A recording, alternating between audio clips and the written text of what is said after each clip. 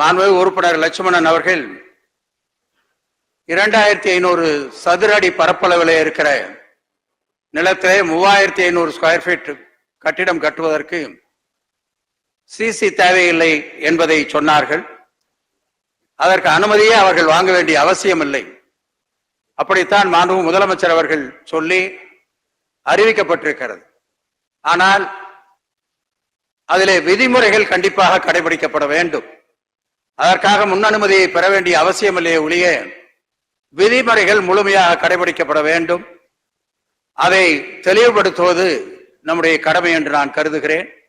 எனவே அவர்களுக்கு இந்த நேரத்திலே அந்த கருத்தை நான் சொல்ல விரும்புகிறேன். அதே போல மனு உறுப்பினர் ராஜா அவர்கள் பேசுகிற பொழுது பல கோரிக்கைகளை சொல்லி இருக்கிறார்கள். நிச்சயமாக அவைகள் எல்லாம் நிறைவேற்றப்படும் என்பதை நான் தெரிவித்துக் கொள்கிறேன்.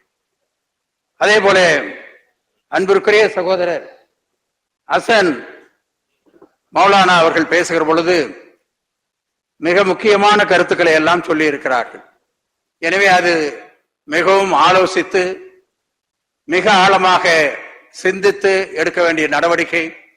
எனவே அதை பற்றி இப்பொழுது சொல்லுவதற்கு வாய்ப்பில்லை. அதை பின்னாலே உங்களுக்கு சொல்லுகிறேன் என்பதை நான் தெரிவித்துக் கொள்ள விரும்புகிறேன். அதே போல வீடுகள் அதிக வாடகையிலே இருக்கிறது என்று சொன்னார்கள். ஒப்பீடு செய்து பார்க்கிற பொழுது நிச்சயமாக தனியாரை விட நாம் குறைவாகத்தான் இருப்போம்.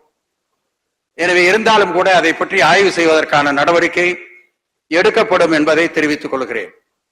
வேளச்சேரியில் இருக்கிற மண்டபம் விரைவாக அது சீர் செய்யப்பட்டு பயன்பாட்டிற்கு கொண்டு வரப்படும் என்பதையும் நான் தெரிவித்துக் கொள்ள விரும்புகிறேன். சட்டமன்ற உறுப்பினர்களுக்கு வீடு சொல்லி இருக்கிறார்கள். தயாராக இருக்கிறோம். நீங்கள் எந்த வீடு வேண்டும் என்று எழுதி கொடுத்துவிட்டு அதற்கு எவ்வளவு விலை என்பதையும் உங்கள் கையிலே கொடுத்து விடுகிறோம். அதை செய்தால் வீட்டு வசதி வாரியத்திற்கு அது ஒரு பயனுடையதாக இருக்கும், எங்களுக்கும் பெருமையாக இருக்கும் என்பதை நான் தெரிவித்துக் கொள்ள விரும்புகிறேன். எனவே அந்த கருத்தை சொன்னதற்காக அவருக்கு என்னுடைய மனமார்ந்த நன்றியை நான் தெரிவித்துக் கொள்கிறேன். அதே போல செய்யாறிலே ஜோதி அவர்கள் இங்கே பேசுகிற பொழுது பழைய கட்டிடமாக இருக்கிற அந்த வீடுகளை இடித்து புதிதாக கட்ட வேண்டும் என்று சொல்லி இருக்கிறார்கள். அதை பற்றி ஆய்வு செய்து கண்டிப்பாக நடவடிக்கை எடுக்கப்படும் என்பதை தெரிவித்துக் கொள்கிறேன். அடுத்த மாண்புமிகு உறுப்பினர் அன்பிற்குரிய சகோதரர் மாரிமுத்து அவர்கள் பல கருத்துக்களை இங்கே சொன்னார்கள். அவர்கள் கிரயப்பத்திரம் வருவதில் இருக்கிற பிரச்சனையை பற்றி சொன்னார்கள். நான் உங்களுக்கு சொல்ல வேண்டும் என்று சொன்னால் மாண்புமிகு முதலமைச்சர் அவர்கள் இதை பற்றி தனியாக ஒரு முறை ஆய்வு செய்து அதற்காக தனியாக முகாம்கள் நடத்தி கிரயப்பத்திரங்கள் உரியவர்களுக்கு கொடுக்க வேண்டும் என்று சொல்லி இருக்கிறார்கள். என்னுடைய உரையிலே அதற்கான விளக்கம் நான் தருகிறேன். எனவே அதிலே பல நடவடிக்கைகள் எடுக்கப்பட்டிருக்கிறது. அதே போல எல்லா தரத்தை சார்ந்தவர்களுக்கும் வீடு கிடைக்க வேண்டும் என்று சொன்னீர்கள். அதில் ஏற்கனவே HIG, MIG, LIG இப்படி இருக்கிறது. எனவே அதில் இன்னும் மாற்றம் எப்படி வர வேண்டும் என்று நீங்கள் கருதுகிறீர்களோ அதை உங்களுடைய கருத்தாக சொன்னால் அதிலே கண்டிப்பாக நடவடிக்கை எடுக்கிறோம் என்பதை நான் தெரிவித்துக் கொள்ள விரும்புகிறேன். அதே போல டாஸ்மாக் பணியாளர்களுடைய சம்பளத்தை பற்றி சொன்னீர்கள். ஏற்கனவே அதை பற்றி பேசி அதிலே சில உயர்வுகள் செய்யப்பட்டிருக்கிறது. அவருக்கு இருந்த பல குறைபாடுகள் நீக்கப்பட்டிருக்கிறது. காரணம், அவர் கரண்ட் பில் அவர்களே கட்டுகிற போல இருந்தது. அதையெல்லாம் இப்பொழுது தலைமையகத்தில் இருந்து கட்ட வேண்டும் என்று நாங்கள் முடிவு செய்து, அதே போல் வாடகை, எனவே பல குறைபாடுகள் நீக்கப்பட்டிருக்கிறது. இருந்தாலும் அந்த தொழிற்சங்கங்களோடு தொடர்ந்து பேசி அவைகளை தீர்ப்பதற்கான நடவடிக்கை எடுக்கிறோம் என்பதை உத்தரவாதமாக இந்த நேரத்திலே நான் தெரிவித்துக் கொள்ள விரும்புகிறேன். அதே போல சரவணகுமார் அவர்கள் அரசு வாடகை குடியிருப்பு பெரிய குளத்திலே அதை பற்றி சொன்னார்கள். இப்பொழுது அங்கே 72 குடியிருப்புகள் இருக்கிறது. அதிலே ஒரு 59 குடியிருக்க தகுதியானதாக இருக்கிறது. இதற்கு மேலேயும் தேவை என்றாலும் அல்லது அந்த குடியிருப்புகளை புதுப்பித்து கட்டுவதாக இருந்தாலும் அதற்கான நடவடிக்கையை கண்டிப்பாக இந்த அரசு எடுக்கும் என்பதை நான் அவர்களுக்கு தெரிவித்துக் கொள்ள விரும்புகிறேன். அதே போல துறையினுடைய சார்பாக நகர ஊரமைப்பு துறை சார்பாக சிங்கிள் விண்டோ சிஸ்டம் கொண்டு வர வேண்டும் என்று மாண்புமிகு முதலமைச்சர் அவர்கள் மிக திட்டவட்டமாக சொல்லி இருந்தார்கள். எனவே அதற்கான பல நடவடிக்கைகள் எடுத்து அந்த திட்டம் இப்பொழுது செயல்படுத்தப்பட்டு வருகிறது. மனை பிரிவிற்காக வந்த விண்ணப்பங்கள் 17,608. அதிலே அனுமதி வழங்கப்பட்டது 10,685 அனுமதி வழங்கப்பட்டிருக்கிறது. சிலவற்றை மறுக்கப்பட்டிருக்கிறது, மற்றவை ஆய்வில் இருக்கிறது. கட்டிட வரைபடத்திற்காக 7,093 மனுக்கள் வந்திருக்கிறது. அதிலே அனுமதி 3,179 கொடுக்கப்பட்டிருக்கிறது. சில குறைபாடுகளின் காரணமாக மறுக்கப்பட்ட மனுக்களும் இருக்கிறது. பரிசீலனையில் உள்ளது, மீதம் இருப்பது பரிசீலனையில் இருக்கிறது.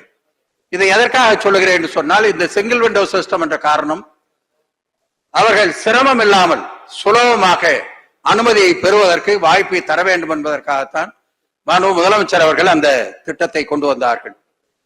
அதே போல மனைகள் அவர்கள் அப்ரூவல் இல்லாமலே அந்த மனைகளை விட்டிருக்கிறார்கள் ஏற்கனவே. எனவே அதற்கு வரன்முறைப்படுத்துவதற்காக ஒரு திட்டம், அந்த திட்டத்திலே ஏறத்தாழ 36,819 அந்த மனைகள் அந்த திட்டங்கள் வரன்முறைப்படுத்தி கொடுக்கப்பட்டிருக்கிறது என்பதை நான் இந்த நேரத்தில் தெரிவித்துக் கொள்ள விரும்புகிறேன். அதற்காக பல முறை அவர்களுக்கு வாய்ப்பு கொடுத்து கால அவகாசம் கொடுத்து அது செய்து கொடுக்கப்பட்டிருக்கிறது. மேலும் கூட நாங்கள் அதிகாரிகளோடு பேசி இருக்கிறோம். இன்னும் எங்காவது விடுபட்டிருந்தால் அவர்களை நேரடியாக அழைத்து அந்த வரமுறை உள்ளே அவர்கள் வர வேண்டும் என்ற ஒரு கட்டாயத்தை ஏற்படுத்தலாம். அது பொதுமக்களுடைய நலனை கருத்தித்தான் அதை செய்வதற்கான ஏற்பாட்டை செய்கிறோம். அதே போல ஹாக்கா பகுதி என்று சொல்லுகிற மலைப்பகுதியை சார்ந்த இடங்களிலே முதலிலே அது செய்யப்படாமல் இருந்தது. இப்பொழுது 87 விண்ணப்பங்கள் வந்து 62 விண்ணப்பங்கள் அது அவர்களுக்கு அனுமதி கொடுக்கப்பட்டிருக்கிறது, மற்றவை பரிசீலனையில் இருக்கிறது. அதிலே மேலும் அவர்களுக்கு ஒரு கால அவகாசம் கொடுக்கலாம் என்றும் இங்கே முடிவெடுத்து அது சொல்லப்பட்டிருக்கிறது. அதே போல கல்வி நிறுவனங்கள் கட்டிய கட்டிடங்கள், பல கட்டிடங்கள் அனுமதி இல்லாமல், வரைபட அனுமதியே இல்லாமல் கட்டப்பட்டிருந்தது. எனவே அதற்கும் ஒரு தனியான மனுவை போடலாம் என்று அவர்களுக்கும் கால அவகாசம் கொடுத்து அதிலே ஏறத்தாழ 3,689 மனுக்கள் வந்தது. அதிலே 2,410 மனுக்கள் இப்பொழுது அவர்களுக்கு அனுமதி கொடுக்கப்பட்டிருக்கிறது. தேவை என்றால் மேலும் அவர்கள் மனு செய்வதற்கான ஏற்பாடும் செய்யப்படுகிறது. அதே போல சங்கங்கள் கட்டிடம் கட்டுவது நாம் நினைக்கிறோம் இது டெவலப்பர்ஸ்க்கு மட்டும்தான் பயன்படும் என்று கருதுகிறோம். ஆனால் அப்படி அல்ல. இதுல என்ன குறைபாடு பிரச்சனைகள் இருந்தாலும் அந்த பிரச்சனைகள் கடைசியிலே பயனாளிகள் தலையிலே தான் சுமத்தப்படுகிறது. எனவே அதில் இருக்கிற இடர்பாடுகள் நீக்கப்பட வேண்டும் என்பதற்காக அவர்களை நாங்கள் நேரடியாக அழைத்து பேசினோம். ஏறத்தாழ 41 சங்கத்திலே இருந்து 120 பேர் வந்திருந்தார்கள். அவர்கள் ஒரு 43 கோரிக்கை வைத்தார்கள். அந்த கோரிக்கையிலே நியாயம் என்று பட்ட 22 கோரிக்கையை நிறைவேற்றுவதற்கான ஏற்பாடு செய்து பல கோரிக்கைகள் நிறைவேற்றப்பட்டிருக்கிறது. சில கோரிக்கைகள் கன்சல்டன்ட் மூலமாக அவர்களிடத்திலே கருத்துக்களை பற்றி செய்ய வேண்டிய அவசியம் இருக்கிறது. அதுவும் செய்வதற்கான நடவடிக்கை எடுக்கப்பட்டிருக்கிறது என்று நான் தெரிவித்துக் கொள்ள விரும்புகிறேன். அதிலே சிலவற்றை சொல்ல வேண்டும் என்று சொன்னால், தொடர் கட்டுமான பகுதி, இந்த கண்டினியூஸ் பில்டப் ஏரியா பல இடங்களிலே, குறிப்பாக மதுரை போன்ற அந்த பெருநகரங்கள், பழைய நகரங்களிலே இருக்கிற அந்த மனையினுடைய அகலம் குறைவாக இருக்கும், ஆனால் நீளம் பெரிய அளவிலே இருக்கும். எனவே அவர்கள் இந்த சட்டத்திட்டங்களை கடைபிடித்து அந்த கட்டிடத்தை கட்ட முடியாத நிலை. எனவே அவர்கள் தொடர் கட்டுமானமாக கட்டிக்கொள்ளலாம் என்று சில வழிமுறைகள், விதிமுறைகள் அதற்காக வகுக்கப்பட்டு இப்பொழுது அது இடத்தை கண்டுபிடித்து இப்பொழுது அதற்கான ஏற்பாட்டை நாங்கள் செய்திருக்கிறோம். அது இப்பொழுது நடைமுறையிலே கொடுக்கப்படுவதற்கான ஏற்பாடு நடந்திருக்கிறது. வேறு எங்கே இருந்தாலும் எப்பொழுது வேண்டுமானாலும் அதை கொடுப்பதற்கான ஏற்பாட்டை நாம் கண்டிப்பாக செய்யலாம் என்பதை நான் இந்த நேரத்தில் தெரிவித்துக் கொள்ள விரும்புகிறேன். அதே போல இந்த சிசி கொடுப்பது, கம்ப்ளீஷன் சர்டிபிகேட் கொடுக்கிற பொழுது அவர்கள் அதற்காக ஒரு தொகை கட்டி இருப்பார்கள். எனவே அது கொடுப்பதிலே மிகுந்த காலதாமதம் ஏற்படுகிறது என்று சொன்னார்கள். அது அரசு அதிகாரிகளுக்கு தெரிவித்திருக்கிறோம். அது பிரகாரம் அது நடந்து கொண்டிருக்கிறது. அதே போல பட்டாவை பொறுத்தவரை தோராய பட்டா, நிரந்தர பட்டா என்று இருக்கிறது. இதை வேறுபடுத்தி கொண்டிருந்தார்கள்.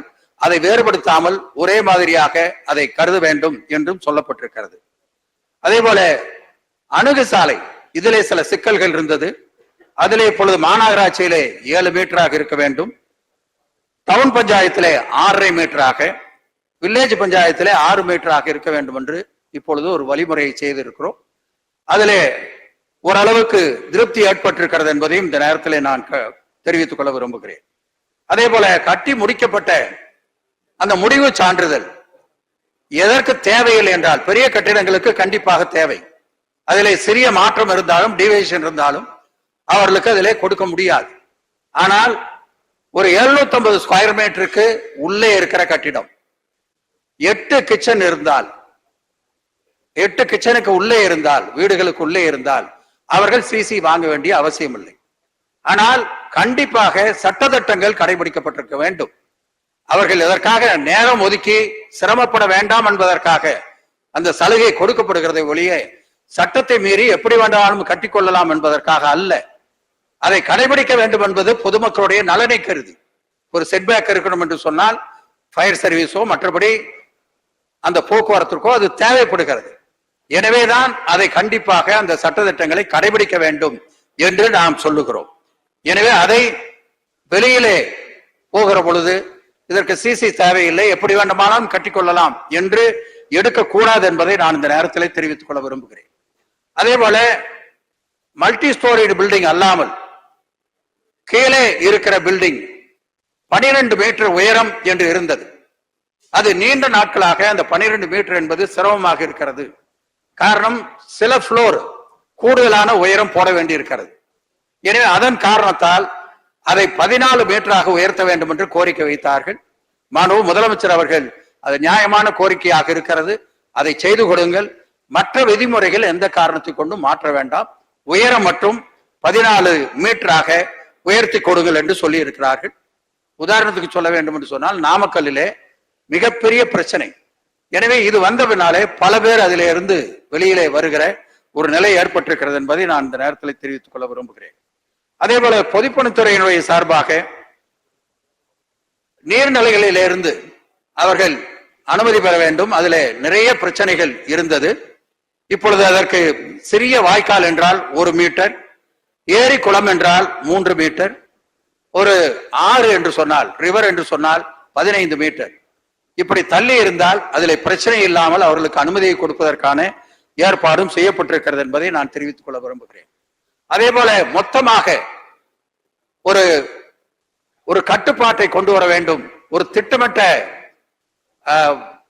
வரைவு இருக்க வேண்டும் என்பதற்காக ஒரு 10 மண்டலமாக பிரிக்கப்பட்டிருக்கிறது. 12 மண்டலமாக நம்முடைய தமிழ்நாடு பிரிக்கப்பட்டிருக்கிறது.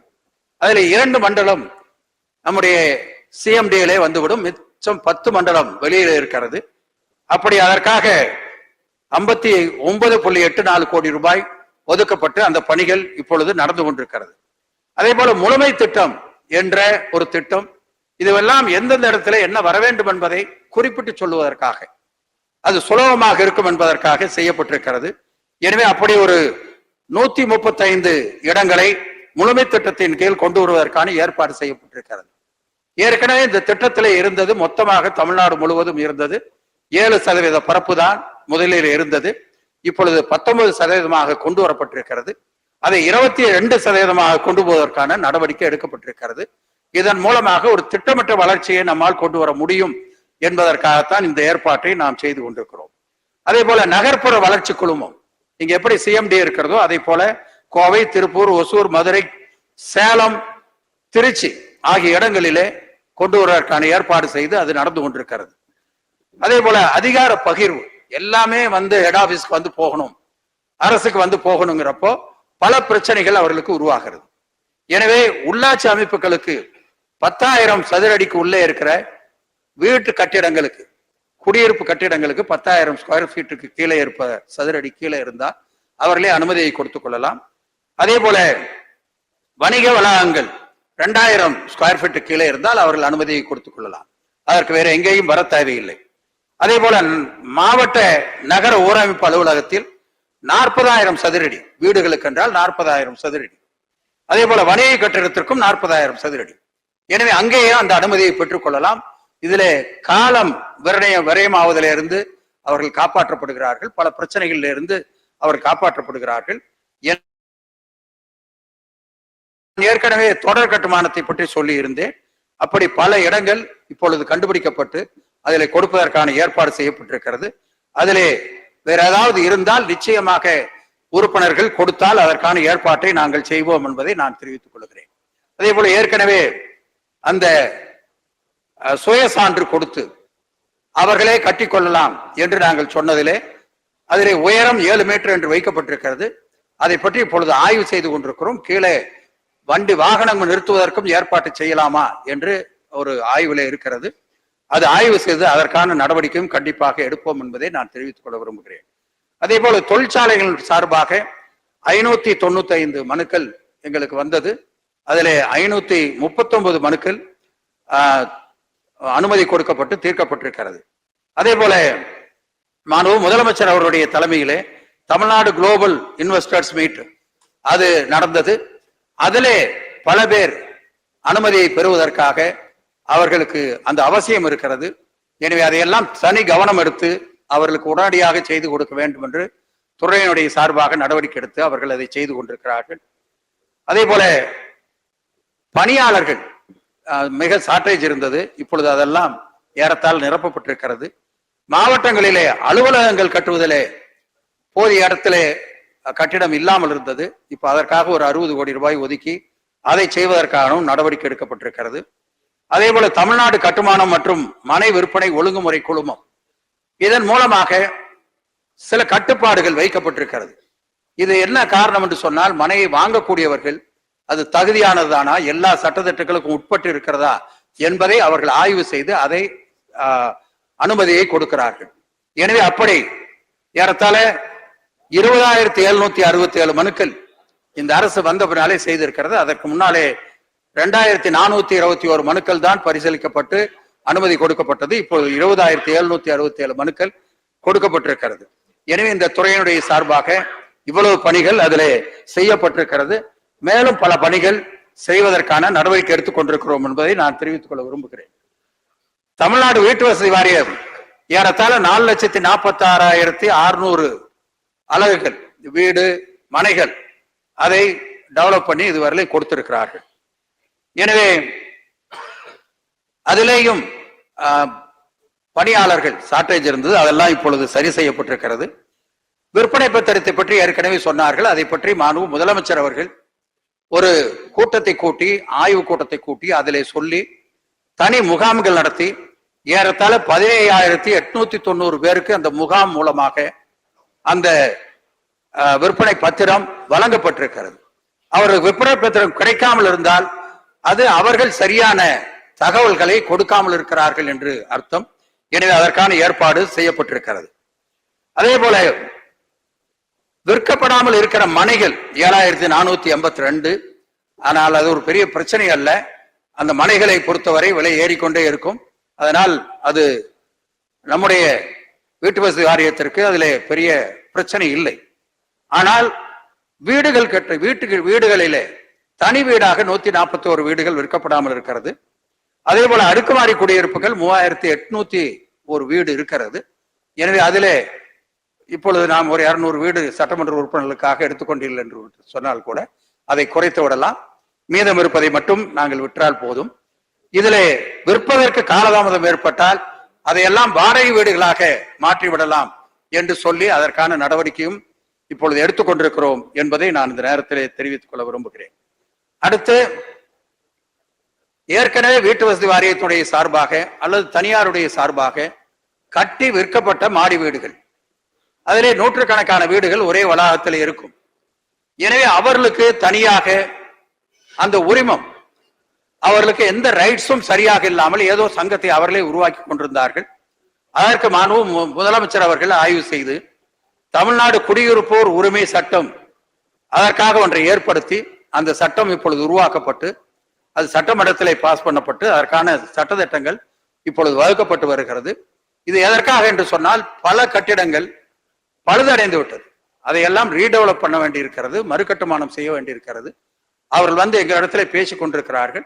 அதில் பல ஆயிரக்கணக்கான குடும்பங்கள் சிரமப்பட்டுக் கொண்டிருக்கிறது. அந்த வீட்டை விட்டு வெளியிலே போய்விட்டார்கள். எனவே இந்த சட்டம் அதை செய்வதற்கு துணையாக இது கொண்டு வரப்பட்டிருக்கிறது. எனவே அந்த வகையிலே அதற்கான ஏற்பாடும் செய்யப்பட்டு வருகிறது. அதே போல இங்க கேட்டார்கள், அரசு குடியிருப்பு, அரசு அதிகாரிகளுக்கான குடியிருப்பு, இதுல 140 இடத்திலே குடியிருப்புகள் இருக்கிறது. அதுல ஏறத்தாழ 60 வளாகங்களில் இருக்கிற வீடுகள் அனைத்தும் பழுதடைந்து ஏறத்தாழ 10,000 வீடுகள், ஏறத்தாழ 22,900 பயனற்றதாக போய்விட்டது. இப்பொழுது அதையெல்லாம் இடிப்பதற்கான ஏற்பாடு செய்து பல இடத்துல இடிக்கப்பட்டிருக்கிறது. அதிலே புதிதாக கட்டுவதற்கான ஏற்பாடும் செய்யப்படுகிறது. நான் ஏற்கனவே கடந்த கூட்டத்திலேயே சொல்லி இருந்தேன், அங்கே 100 வீடு இருந்தால் இப்பொழுது கண்டிப்பாக 200-250 வீடு கட்ட முடியும். எனவே அதன் காரணத்தால் பல பேருக்கு கூடுதலாக வீடு கிடைப்பதற்கான ஏற்பாடு செய்யப்பட்டு வருகிறது. இப்பொழுது பல திட்டங்கள் நிறைவேற்றப்பட்டு வருகிறது. நான் நேரம் இல்லாத காரணத்தால் மொத்தமாக 3,967 அலகுகள், அதாவது இடமோ வீடுகளோ மொத்தமாக 3,967 வேலைகள் நடந்து வருகிறது. அதனுடைய மதிப்பீடு 1,955 கோடி. எனவே வீட்டு வசதி வாரியத்தினுடைய சார்பாக இந்த பணிகள் நடந்து கொண்டிருக்கிறது. இதுவெல்லாம் இந்த மக்களுடைய நிலையை கருதி அவர்களுக்கு பயன்படுகிற வகையில இருக்க வேண்டும். புதிதாக எந்த இடத்திலே வீடு கட்டுவதாக இருந்தாலும் அங்கே இருக்கிற மக்களுக்கு அதுல விருப்பம் இருக்கிறதா, அது வேண்டும் என்று நினைக்கிறார்களா என்பதையெல்லாம் ஆய்வு செய்து அதற்கு பின்னாலே தான் செய்ய வேண்டும். நாம் எப்படி வேண்டுமானாலும் நினைத்து கொண்டு போய் செய்துவிடக் கூடாது என்பதிலே துறையினுடைய சார்பாக ஒரு முடிவெடுத்து அதை ஆய்வு செய்கிறார்கள். அடுத்தது வீட்டு வசதி கூட்டுறவு வீட்டு வசதி சங்கங்கள். இந்த சங்கங்கள் ஏறத்தாழ 1,173 சங்கங்கள் இருக்கிறது. அதில் 728 சங்கங்கள் தான் இப்பொழுது இயங்கிக் கொண்டிருக்கிறது. மற்றவை எல்லாம் இயங்காமல் இருக்கிறது. இதிலே நிறைய பேர் உறுப்பினர்கள் கடன் வாங்கி இருந்தார்கள். அதிலே பல சலுகைகளை மாண்பு முதலமைச்சர் அவர்கள் சொன்னதனுடைய அடிப்படையிலே செய்து ஏறத்தாழ 7,164 பேருக்கு அந்த ஆவணங்கள் திருப்பி கொடுக்கப்பட்டிருக்கிறது. பல கோடி ரூபாய் அவர்களுக்கு அதிலே கடன் தள்ளுபடி செய்யப்பட்டு, வட்டி தள்ளுபடி செய்யப்பட்டு அவர்களுக்கு செய்யப்பட்டிருக்கிறது. அதே போல அதிலே புதிதாக பல திட்டங்களை செய்வதற்கான முயற்சிகளை அந்தந்த சங்கங்கள் எடுத்துக்கொண்டிருக்கிறது. அவர்களுக்கு முழுமையாக துறையினுடைய சார்பாக நாங்கள் ஆதரவை கொடுத்து கொண்டிருக்கிறோம் என்பதை நான் தெரிவித்துக் கொள்ள விரும்புகிறேன். அதற்கு அடுத்து மாண்பு தமிழ்நாடு முதலமைச்சர் அவர்களுடைய தலைமையிலே இயங்கும் சென்னை ஒருங்கிணைந்த பெருநகர போக்குவரத்து குழுமம், இதிலே பல பணிகள் அவர்கள் மேற்கொண்டு செய்து கொண்டிருக்கிறார்கள். மிக முக்கியமான பணிகளாக, அதாவது இந்த போக்குவரத்து அனைத்து துறைகளையும் ஒருங்கிணைப்பதற்கான நடவடிக்கை அவர்கள் எடுக்கிறார்கள். அதே போல போக்குவரத்து நெரிசலை குறைப்பதற்காக என்னென்ன செய்ய வேண்டும் என்ற திட்டத்தையும் ஆய்வு செய்து அவர்கள் நமக்கு கொடுக்கிறார்கள். அதே போல சரக்கு போக்குவரத்து, அதிலேயும் பல சிக்கல்கள் இருக்கிறது. அதிலேயும் ஆய்வு செய்து அவர்கள் கொடுக்க இருக்கிறார்கள். அடுத்தது ஒருங்கிணைந்த பயணச்சீட்டு பயணம், அதாவது ட்ரெயின்லையும் போலாம், பஸ்லையும் போலாம். இப்படி அதை ஒருங்கிணைத்து ஒரு டிக்கெட் வாங்கிடுச்சுன்னா அதிலே போறதுக்கான நடவடிக்கை, அதையும் அவர்கள் செய்து கொடுப்பதற்கான ஏற்பாட்டை செய்து அதையும் இப்பொழுது ஆய்வில் இருக்கிறது. அது விரைவாக நடைமுறைக்கு வர இருக்கிறது. மாணவர்களுக்கு பாதுகாப்பான பயண சேவை, இப்படி ஒவ்வொன்றையும் ஒவ்வொரு தலைப்பிலையும் அவர்கள் எடுத்து செய்து கொண்டிருக்கிறார்கள். இப்ப சென்னையிலே வாகனம் நிறுத்துகிற அந்த இடங்களை ஆய்வு செய்து அதில் இருக்கிற குறைபாடுகளை தீர்ப்பதற்கான நடவடிக்கையும் இந்த அமைப்பு பல நடவடிக்கைகள் அவர்கள் எடுத்துக்கொண்டிருக்கிறார்கள் என்பதை நான் இந்த நேரத்தில் தெரிவித்துக் கொள்ள விரும்புகிறேன். அதே போல மதுவிலக்கு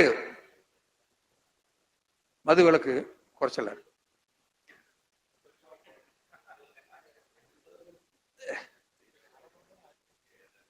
மனம் திருந்திய அவர்களுக்கு 30,000 கொடுத்து கொண்டது 50,000 உயர்த்துவதற்கு ஏற்பாடு செய்யப்பட்டிருக்கிறது. விழிப்புணர்வை பற்றி ஏற்கனவே இங்கே பேசினார்கள். சிலம்பம் 1,600 இடங்களிலே நடத்தப்பட்டு அதுல 9,60,000 பேர் கலந்து கொண்டார்கள். அதிலே உலக சாதனை அது ரெக்கார்டிலே போயிருக்கிறது. உலக சாதனை ரெக்கார்டிலே அது போயிருக்கிறது. அதே போல முதலமைச்சர் அவர்கள் 11/8/2023 கலந்து கொண்ட ஒரு உறுதிமொழி ஏற்பது. அதிலே 80 லட்சம் பேர் பள்ளி மாணவ மாணவிகள் கலந்து கொண்டு, அதுவும் வேர்ல்ட் ரெக்கார்ட்ல இன்றைக்கு இடம் பிடித்திருக்கிறது. எனவே விழிப்புணர்வை செய்வதற்கு அவ்வளவு நடவடிக்கைகளை நாம் எடுத்துக்கொண்டிருக்கிறோம் என்பதை நான் இந்த நேரத்தில் தெரிவித்துக் கொள்ள விரும்புகிறேன். பல நடவடிக்கைகள் இந்த துறையினுடைய சார்பாக எடுக்கப்பட்டுக் கொண்டிருக்கிறது. எனவே டாஸ்மாகை பொறுத்தவரை இப்பொழுது புதிதாக முதல்ல நாங்க பேசுகிற பொழுது சொன்னார்கள், தொழிலாளிகளுக்கு அதில் இருக்கிற 23,000 பேர் அவர்களுக்கு பல பிரச்சனைகள் இருந்தது, அதையெல்லாம் தீர்ப்பதற்கான நடவடிக்கை எடுக்கப்பட்டிருக்கிறது. எனவே எங்கே சின்ன சின்ன தவறுகள் நடக்கிறது என்று சொன்னால் உடனடியாக நடவடிக்கை எடுக்கிறோம். அது ஏறத்தாழ ஒரு கட்டுப்பாட்டிற்கு வந்திருக்கிறது என்பதை நான் இந்த நேரத்தில் தெரிவித்துக் கொள்ள விரும்புகிறேன். எனவே இவைகளை எல்லாம் செய்து இந்த துறையினுடைய சார்பாக உரிய நடவடிக்கை எடுத்து நல்ல திட்டங்கள் இந்த மக்களுக்கு போய் சேருகிற வகையிலே செய்கிறோம் என்பதை தெரிவித்துக் கொள்ள விரும்புகிறேன். மாண்புமிகு பேரவைத் தலைவர் அவர்கள் விரைவாக முடிக்க வேண்டும் என்று சொல்லு புத்தகமாக கொடுத்து விடுகிறோம். அடுத்ததாக கருதி நீங்கள் குறிப்பிலே ஏற்றிக்கொள்ள வேண்டும் என்ற என்னுடைய வேண்டுகோளை வைத்து என்னுடைய உரையை முடிக்கிறேன். உங்களை நான் வேண்டி கேட்டுக்கொள்வது, நீங்கள் கொடுத்த வெட்டு தீர்மானங்கள் அத்தனைக்கும் நாங்கள் நடவடிக்கை எடுக்கிறோம் என்ற உத்தரவாதத்தை கொடுத்து, எனவே வெட்டு தீர்மானங்களை நிறைவேற்றி வாபஸ் பெற்றுக்கொண்டு தீர்மானங்களை நிறைவேற்றி தர வேண்டும் என்று இந்த நேரத்தில் நான் கேட்டுக்கொள்கிறேன். நன்றி, வணக்கம்.